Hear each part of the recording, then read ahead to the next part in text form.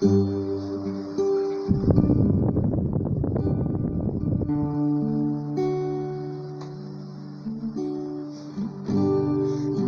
Jesus, Salvador, outro igual não há. Todos os dias quero louvar as maravilhas de teu amor.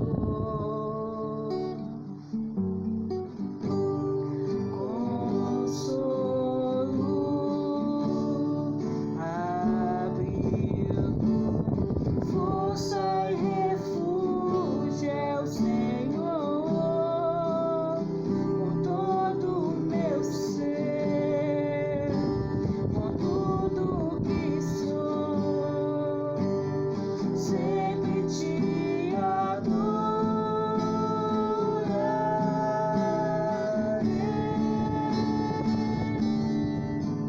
Aclame ao Senhor toda a terra e cantemos poder, majestade, louvores ao Rei. Montanhas se prostram e rugem aos mares ao som de teu nome. Alegre te louvo por teus grandes feitos, firmado estarei, sempre te amarei. Incomparáveis são tuas promessas pra mim.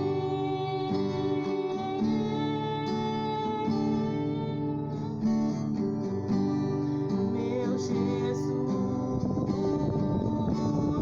Salvador, outro igual não há.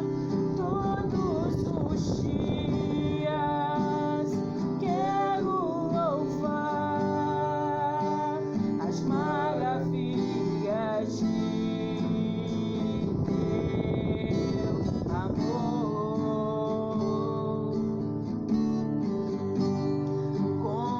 Consolo, abrigo, força e refúgio é o Senhor, com todo o meu ser, com tudo que sou, sempre te adorarei.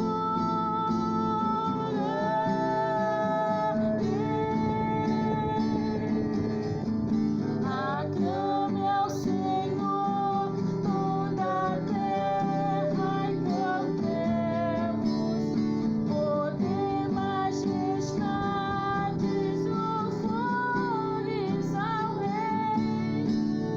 Montanhas se prostrem e rugem aos mares ao som de teu nome. Alegre te louvo por teus grandes feitos, firmado estarei, sempre te amarei. Incomparáveis são tuas promessas, incomparáveis são tuas promessas pra mim.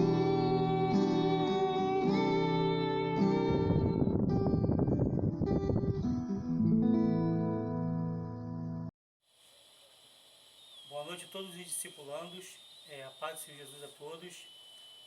Vamos dar início ao nosso discipulado de hoje, né? Nós estamos estudando o livro de Gênesis, né? e hoje nós vamos fazer uma abordagem do capítulo 7 ao capítulo 9. Lembrando a cada um de vocês que a nossa meta aqui não é pegar o livro, né, a Bíblia, e ficar lendo ela, né, os capítulos para vocês não, mas é a gente fazer um apanhado das coisas mais importantes que aparecem nesse livro para a gente, tá? Deixa eu apanhar minha Bíblia aqui e nós já vamos dar início então ao nosso discipulado. Vamos fechar nossos olhos em nome de Jesus e vamos fazer uma oração pedindo a Deus direção para esse estudo de hoje, em nome de Jesus. Ó Deus, em nome do Senhor Jesus, nós nos colocamos em Tua santa presença e nós louvamos o Teu santo nome, Senhor, agradecemos a Ti por tudo. Nós pedimos ao Senhor que o Senhor tome direção, meu Pai, de nossas vidas nesse momento, que o Senhor venha nos ensinar, meu Pai, em nome do Senhor Jesus, meu Pai, a cada coisas que vamos estudar aqui, que Teu Espírito possa nos direcionar, Senhor. Meu Deus, tome em Teus mãos, meu Pai, cada um dos discipulandos que nessa noite participam conosco, e que a graça do Teu Espírito esteja sobre nossas vidas, Senhor. Dá direção, porque sabemos que toda direção vem do Senhor, meu Pai. Nós Te louvamos e Te agradecemos em nome do Senhor Jesus. Amém? Bom, Gênesis capítulo 7 ao capítulo 9, né? Nós vamos retomar alguns assuntos aí do capítulo 4 ao capítulo 6, né? Onde nós paramos a última vez que nós conversamos, né? E vamos ver o seguinte, do capítulo 4, né? Vamos ter o primeiro homicídio. O primeiro homicídio provocado por Caim. Caim mata o seu irmão Abel, né? Depois de se separar do Criador, o ser humano atenta contra o imago Dei, a imagem de Deus, que está no seu próximo, desfigurando a sua própria imagem, ou a própria imagem em si. Né? Então, quando Caim mata Abel, o que acontece aí? Né? Ele vai provocar o primeiro homicídio e ele está atentando contra aquilo que nós chamamos de imago Dei, que seria, no caso, a imagem de Deus. Tá? Ele vai desfigurar a imagem de Deus nele mesmo, mas também ele vai atentar contra a imagem de Deus que está no seu próximo. Tá? O capítulo 4 de Gênesis também vai fazer uma distinção entre a descendência de Caim, que ficou conhecida como filhos e filhas dos homens, tá? E a descendência de Sete, que ficou conhecida como os filhos e filhas de Deus. Tá? Isso está em Gênesis capítulo 4 ainda.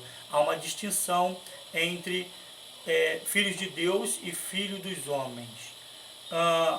No capítulo 6, a partir do capítulo 6 de Gênesis, nós vemos o agravamento, ou seja, a piora do gênero humano. Alguns filhos de Deus realizam casamentos mistos com as filhas, né? Alguns casamentos mistos, filhos de Deus com filhas dos homens, né? Então, segundo lá os versículos do capítulo 6 de Gênesis, os filhos de Deus, né, eles vão olhar para as filhas mais belas dos filhos dos homens, ou seja, segundo os estudos, os filhos de Deus, que são a descendência de Sete, alguns filhos de Deus vão olhar para as filhas dos homens, que são as descendências de Caim. E com isso eles provocam um casamento misto, né? Deste casamento misto são gerados homens gigantes, fortes e habilidosos em guerra, porém maus e ímpios. Aquela mistura do casamento de ímpio com crente. E aí, segundo lá o estudo, vai ser gerado os chamados, né, nefilins, né, que são homens gigantes, fortes, que foram grandes guerreiros da antiguidade, mas que com isso acabam, né, com isso eles são homens grandes e fortes, mas são homens maus, são homens ímpios. A humanidade desse tempo ela só se inclina, né, para o que é mal, aos olhos do Senhor. Deus olha para a humanidade nesse tempo, o que ela vai enxergar? Vai encontrar o homem corrompido, vai encontrar o homem mau, vai encontrar o homem sujeito à maldade, ao pecado. Né? Aquela conversa do Gênesis, quando Deus fala que a morte, né, o homem, se ele comesse aquele fruto, que ele ia ter a morte. Né? A morte iria matá-lo. Então a morte seria parte disso, né? Parte desses homens que se tornaram mal. A humanidade está corrompida. Né? Deus observa o desgostoso caminho que o homem toma. Né? Deus tem desgosto no caminho do homem, né? E por isso ele resolve acabar com o mundo criado. E só que no meio dessa geração perversa, no meio dessa geração incrédula, no meio dessa geração de homens maus corrompidos, o que vai acontecer? Deus vai encontrar Noé e sua família fiéis. Então ele resolve salvar Noé e sua família. Para isso, Noé e sua família precisam trabalhar. Então preste atenção. Deus encontra Noé e sua família fiéis numa geração que estava totalmente corrompida. Deus decide salvá-los, mas para salvá-los seria necessário que Noé e sua família trabalhassem. Né? Então, o que eles tinham que fazer? Eles tinham que construir a arca do tamanho de um navio de carga de médio porte. Vimos isso no discipulado passado. Essa arca tinha que ter 3 andares para abrigar os animais, abrigar todas as pessoas, abrigar os mantimentos, então tinha que ter um tamanho considerável, né? Mais de 150 metros de comprimento essa arca, 3 andares. Eles também tinham que estocar mantimentos e também preparar lugar na arca para os animais que os acompanhariam. Então você vê, a construção da arca tinha que ter todas essas questões.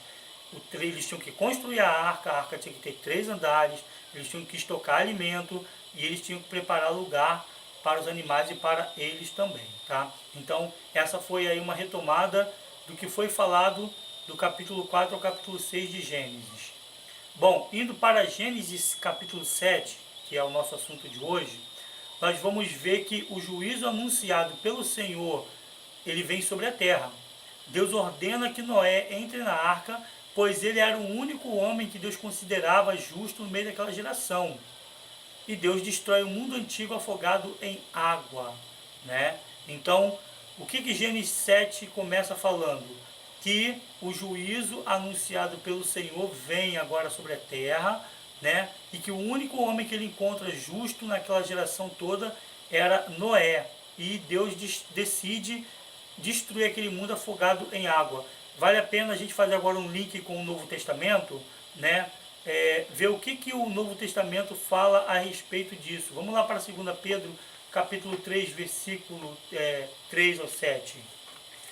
Em 2 Pedro 3, 7.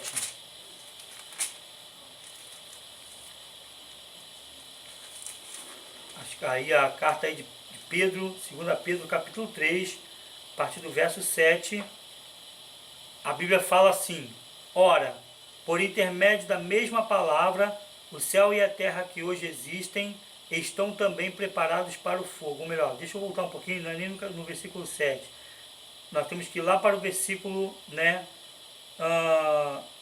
3. Deixa eu ler o 3 para colocar vocês no contexto dessa palavra. Lá no versículo 3, capítulo 3 de 2 Pedro, versículo 3 diz assim: antes de tudo, considerai atentamente que nos últimos dias surgirão escarnecedores, anunciando suas zombarias e seguindo suas próprias paixões. Eles proclamarão o que aconteceu com a promessa da sua vinda. Ora, desde que os antepassados morreram, tudo continua como desde o princípio da criação.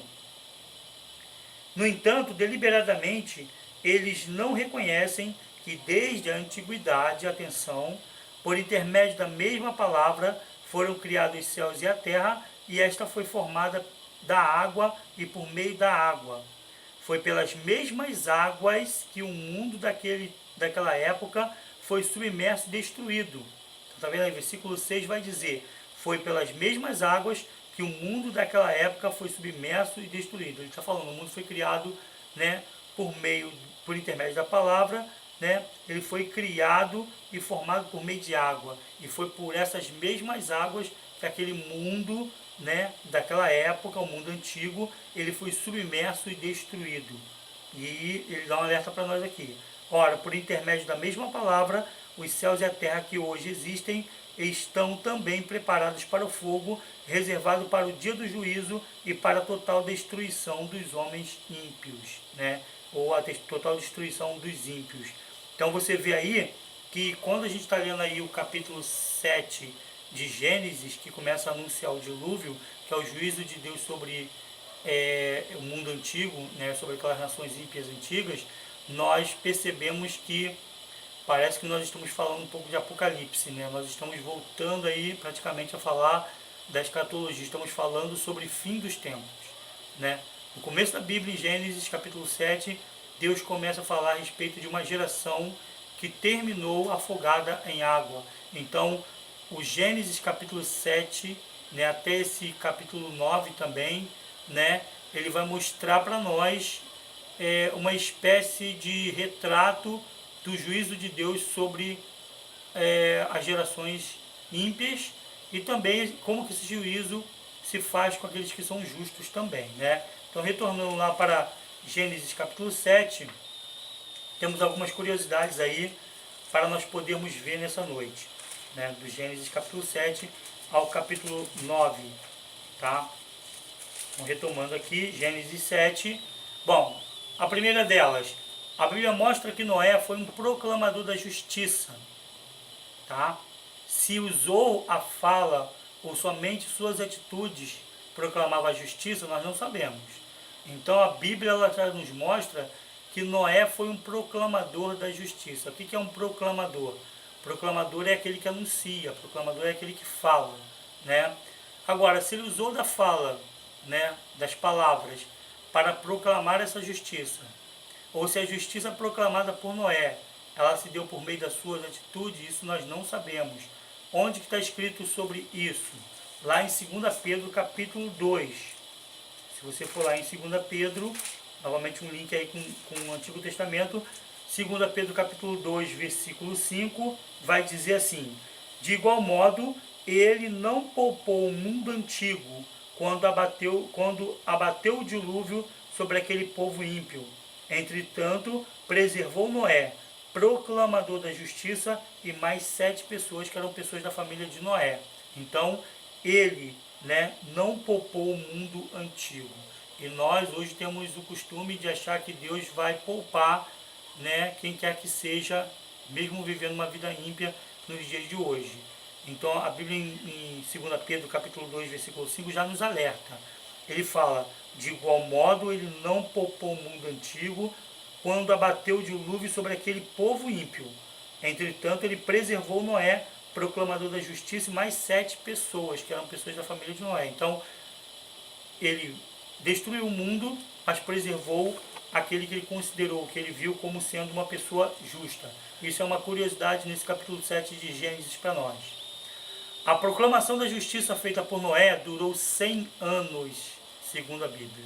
Como é que nós sabemos disso? Onde estão essas informações? Vou mostrar para vocês, né? Caso alguém quisesse se arrepender e ser salvo, teve um século de chance. 100 anos são anos, é considerado um século são 100 anos. Noé é citado com 500 anos e tem 3 filhos, Sem, Cã e Jafé. Isso está em Gênesis capítulo 5. Pegando sua Bíblia em Gênesis capítulo 5, versículo 32, você vai encontrar aí, quando Noé estava com 500 anos, olha aí, ó. Quando Noé completou 500 anos, já havia gerado Sem, Cã e Jafé. Então, quando Noé completa 500 anos, vamos lembrar que os homens desse período viviam bastante, né? Eles viviam bastante, não é como nos dias de hoje, porque depois, né, Deus vai abreviar esses anos dos homens para 120 anos, tá? Isso não é fixo, digamos, isso não é absoluto, alguns passam um pouquinho, mas ele vai, né, dar uma reduzida aí na idade dos homens, mas nesse período os homens viviam bastante. Noé tinha 500 anos, o versículo 32 diz: quando Noé completou 500 anos, já havia gerado Sem, Cã e Jafé. E se você vai para 7, né, capítulo 7 de Gênesis, no versículo 6, a Bíblia vai dizer assim, ó: Noé tinha 600 anos quando veio o dilúvio, as muitas águas sobre a terra. Ou Noé tinha 600 anos quando veio o dilúvio, as muitas águas sobre a terra. E também lá no versículo 10 diz assim: passados 7 dias desabaram grandes águas do dilúvio sobre a terra. No dia em que Noé completou 600 anos e 1 mês e 17 dias, precisamente nesse mesmo dia, todas as fontes das grandes profundezas jorraram e as comportas do céu se romperam.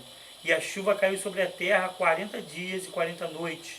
Naquele mesmo dia, Noé e seus filhos Sem, Cã e Jafé, com suas esposas e as esposas de seus 3 filhos, entraram na arca.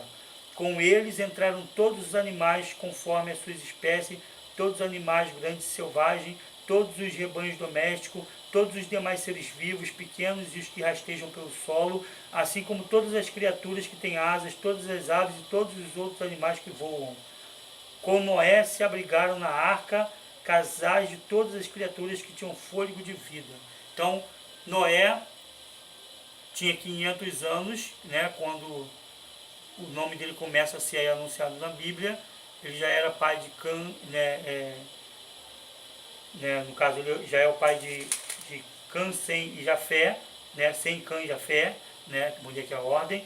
Ele já era o pai com 500 anos, e quando ele completa 600 anos, o dilúvio vem sobre a terra. Então foram 100 anos de proclamação da justiça, de Deus para aquelas pessoas. Como eu já disse, se com palavras ou se com atitudes, nós não sabemos. Outra curiosidade aqui, a proclamação da justiça feita por Noé não ocorreu bem no dia da salvação, mas antes. Então, se engana quem pensa que Noé estava proclamando justiça na hora que o dilúvio estava vindo. Não era, tá? Noé proclamava justiça durante o período em que ele estava construindo a arca, ou seja, durante os 100 anos em que ele estava construindo a arca, ele estava proclamando a justiça.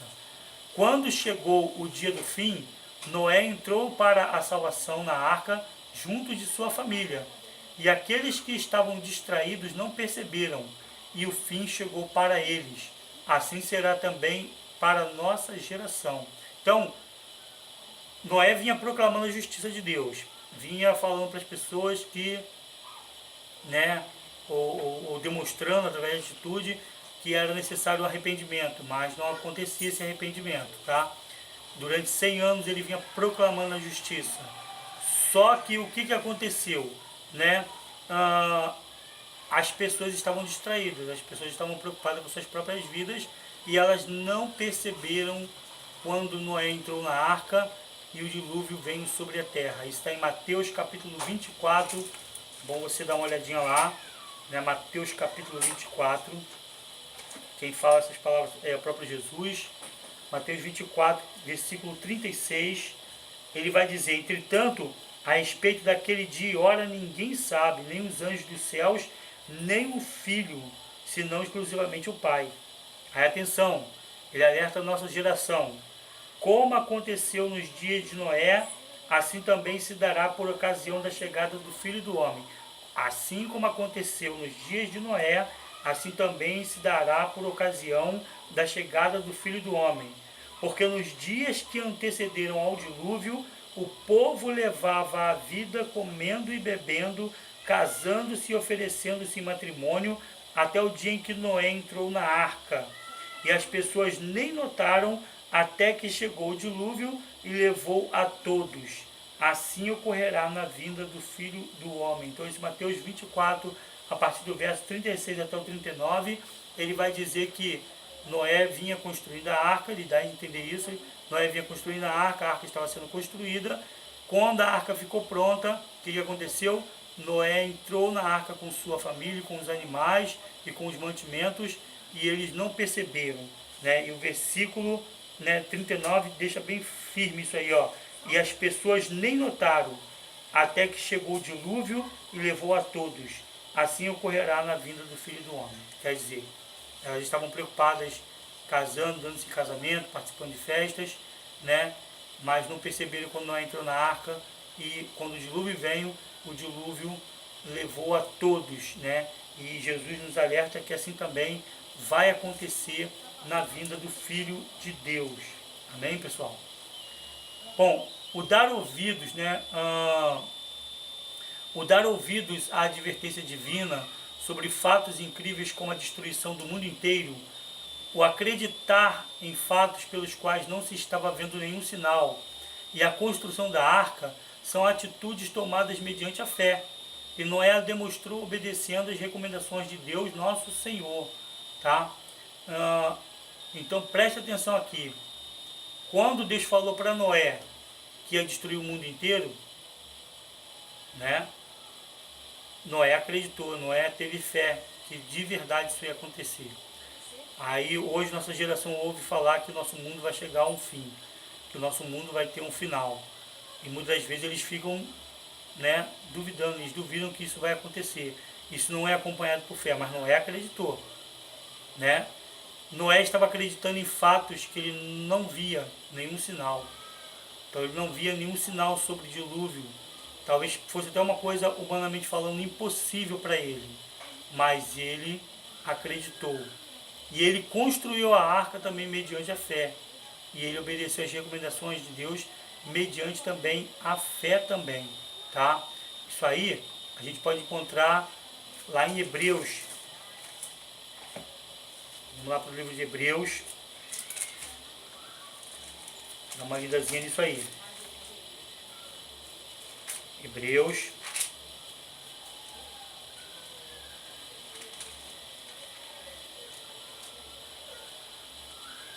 Capítulo 11, versículo 7.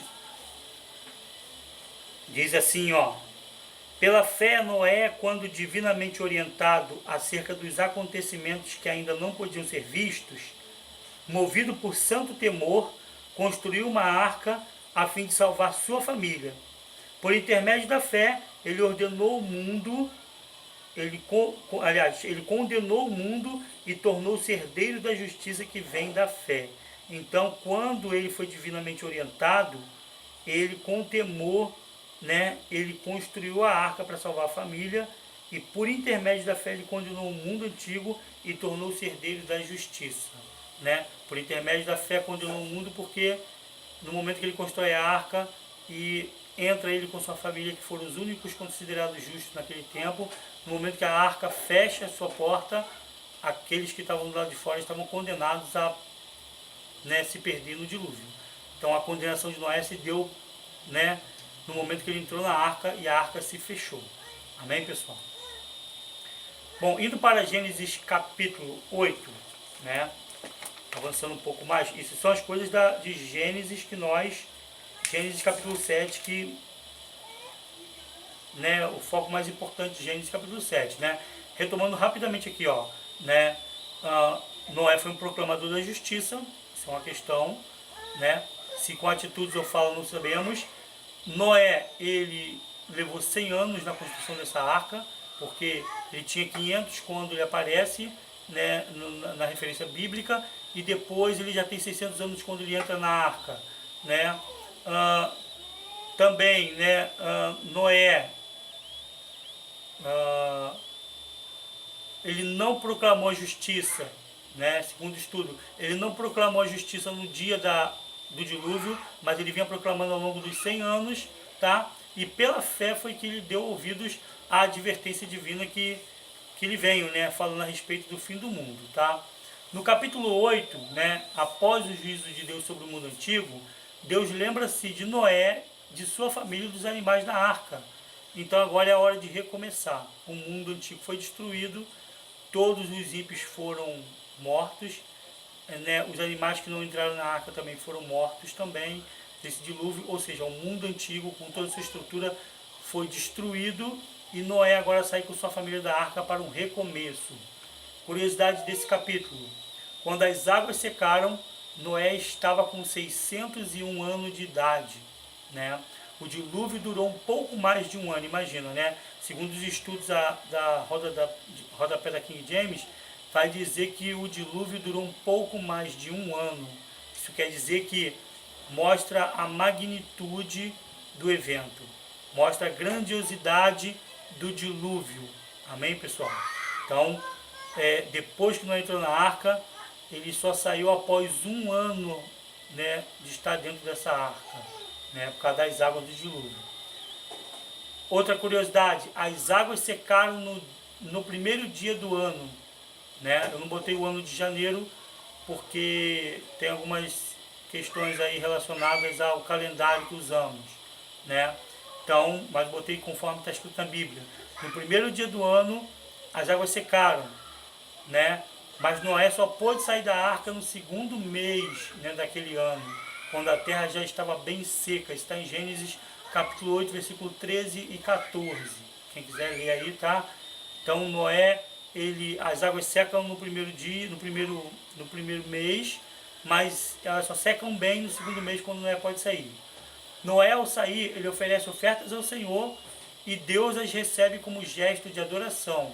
Com isso ele firma uma aliança né? Então, no momento que Noé sai da arca, ele oferece uma oferta a Deus como adoração, talvez agradecimento a Deus pela salvação, né? E o que ele vai fazer, né? Ele vai firmar uma aliança com o homem, né? E que aliança é essa? jamais amaldiçoaria a terra por causa do homem. E B, nunca mais destruiria todos os seres que têm fôlego de vida, como desta vez, ou seja, com catástrofe em água. Então ele faz duas promessas. Ele não vai mais amaldiçoar a terra por causa do homem, porque ele percebe que o homem tem um coração corrompido, que o homem se corrompeu, né? E ele decide não amaldiçoar mais a terra por causa do homem. Pelo contrário, os escritos do Novo Testamento vai dizer que a natureza agora está cativa, né, na verdade, aprisionada, né, pelas atitudes do homem pecaminoso no Éden. Tá? Então ela é uma cativa e não uma amaldiçoada, a natureza. E também que ele não ia mais destruir os seres, né, com fôlego de vida em catástrofes com água. Ele não ia mais trazer dilúvios sobre as águas da terra. Isso são as curiosidades do capítulo 8. E Gênesis capítulo 9, Deus abençoa a Noé e seus filhos para que dê início ao recomeço, mas proclama-lhes a sua lei. Então, lá no capítulo 9, vai mostrar Deus abençoando seus filhos, né? Ele vai mostrar ele abençoando Noé e seus filhos, né? E abençoando para quê? Abençoando para que eles tenham um novo recomeço, né? Mas aí ele vai proclamar a lei. Eles não saem da arca sem uma lei. Eles não saem debaixo da bênção de Deus sem uma lei. Primeira lei, o homem ele tem domínio sobre toda a criação. Deus mantém o homem como administrador de toda a criação dele. Todos os seres vivos estariam ainda submetidos à vontade desse homem. Claro, não é para esse homem agir de atitudes, né, atitudes perversas, atitudes tirânicas contra a natureza e os seres vivos, mas que ele fosse um zelador, que ele fosse um administrador. Tanto os animais como as plantas são para o sustento dos seres humanos, né? Mas ele não deve comer a alma dos animais, isto é, ele não deve se alimentar do sangue dos animais. Tem tanta discussão sobre o que é a alma, o que é espírito, né? E Gênesis, aí, o Gênesis lá no versículo 3, ele vai dizer que, na verdade, a alma dos animais é o sangue do animal. Então, a partir daquele momento, né, os homens podiam se alimentar, porque lá no início no Éden eles se alimentavam só de vegetais, só das plantas. Mas agora eles podem se alimentar dos animais e podem se alimentar também, né, ele pode se alimentar das plantas e pode se alimentar também dos animais. Mas não podem comer a carne do animal com o seu sangue, isto é, a sua alma. E nesse capítulo também, Deus vai pedir contas do sangue dos seres humanos e dos animais. E isto será de cada indivíduo. Quem atenta contra o imago Dei, atenta contra o ser humano. Então, contra Deus e contra o ser humano. Então, Deus deixa alerta nessa lei dele, que ele há de pedir contas sobre o sangue dos seres humanos, sobre o sangue dos animais. E ele vai cobrar isso de cada indivíduo, né? E quem atenta contra o imago Dei, ou seja, quem atenta contra a imagem de Deus, está atentando contra Deus e contra o ser humano.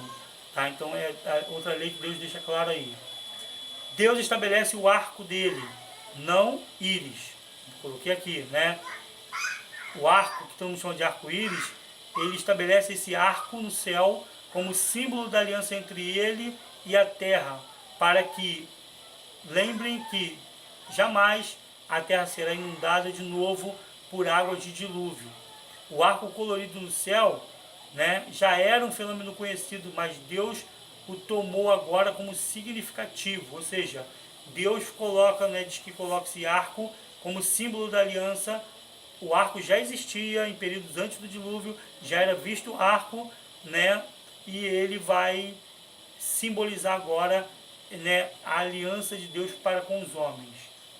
Bom, os estudos dizem que não devemos chamar o arco de Deus no céu de arco-íris. Por quê?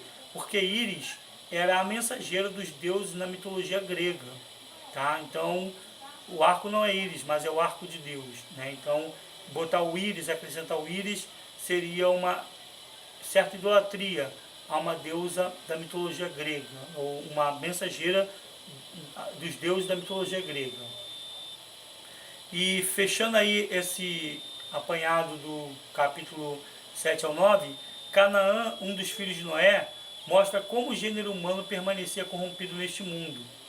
Mesmo depois que Noé sai da arca, parece que aquela herança da maldição do Éden, aquela herança de que a morte agora ia fazer parte do ser humano, parece que isso caminhou, né? Parece que isso realmente foi herdado por um dos filhos de Noé. Quer dizer que isso não teria fim agora, né? O que aconteceu? Um dos filhos de Noé, né? Ele cometeu um pecado. Que pecado foi? Ele viu a nudez de seu pai, e não foi só porque ele viu a nudez de seu pai, né? E a embriaguez também de seu pai, né? Noé se embriagou, né? Assim que ele sai da arca, no dado dia ele se embriaga e acaba ficando nu. O que aconteceu? Um dos filhos dele, né? O Canaã, né? Ele vai ver a nudez do pai dele, e ao invés dele ver isso e tapar a vergonha do pai ali, ocultar, não, ele sai para contar para os seus irmãos sobre a nudez do pai e a situação vexatória e a situação de vergonha que o pai estava passando. E por causa disso, Canaã acabou sendo amaldiçoado pelo próprio Noé, tá? Os dois irmãos dele, o Sem e o Jafé, vão cobrir a nudez do pai, andando com uma capa de costas. Ele bota a capa nas costas e eles andam de costas e cobrem a nudez do pai. Não que eles pudessem olhar, não é isso, né? A nudez em si, acredito eu, não tinha nada, né? Nada demais.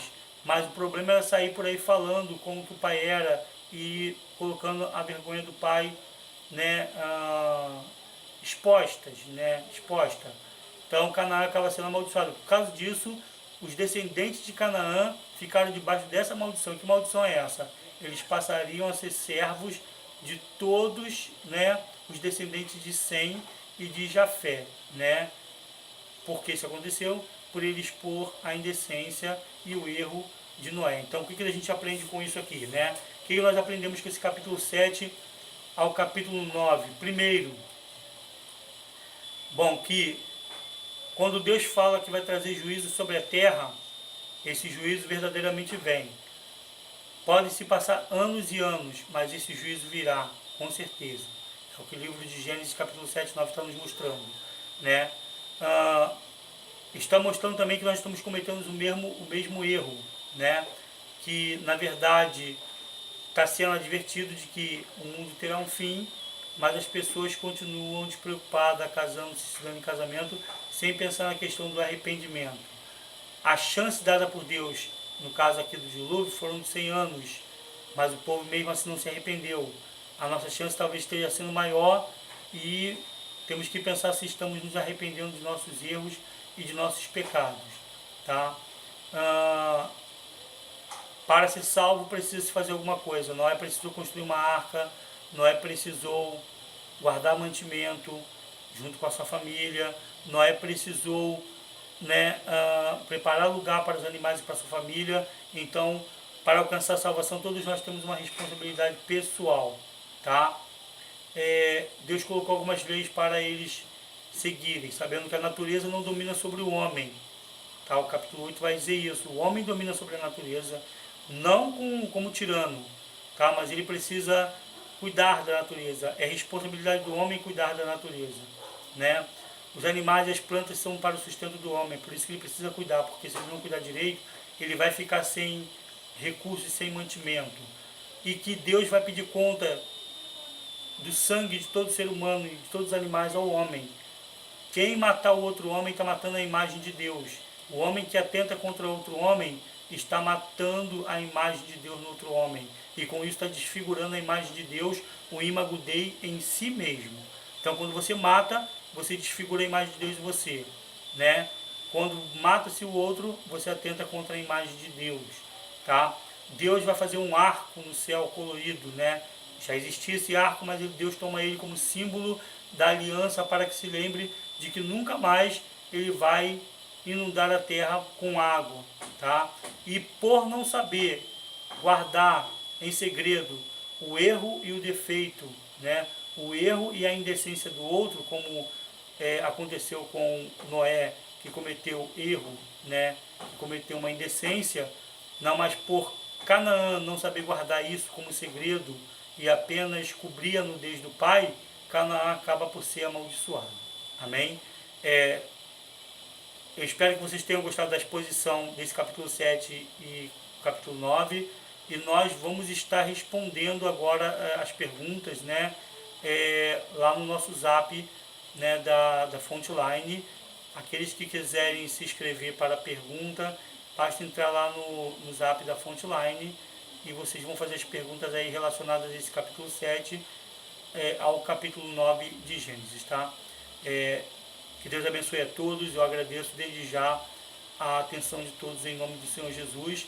Espero que vocês retomem esse vídeo, observem bem as falas, porque depois também vamos ter que participar de um questionário de perguntas através de um jogo que nós programamos, né, para que as pessoas possam ter aí como um recurso de estudo, tá? Eu desde já agradeço a todos. Queremos agradecer ao Senhor por essa conversa nossa, por esse estudo, por essa exposição em nome de Jesus. Senhor, nós queremos agradecer a Ti em nome do Senhor Jesus, por todas as direções que o Senhor nos deu nesse estudo. Senhor, que o Senhor possa mostrar aos Teus servos e servas os questionamentos que eles precisam saber, que eles possam ter esse coração aberto para conversar, para dialogar e para aprender de Ti. Nós entregamos mais um discipulado em Tuas mãos e Te louvamos desde já por tudo, em nome do Senhor Jesus. Graças a Deus, muito obrigado pela lição de todos, em nome do Senhor Jesus.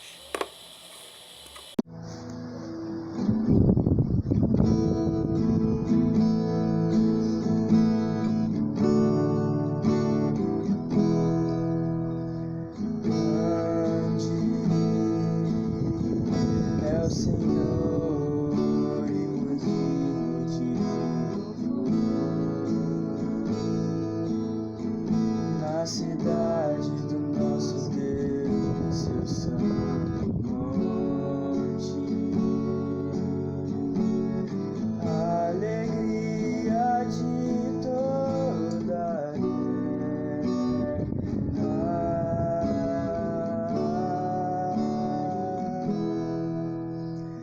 grande é o Senhor em quem nós temos a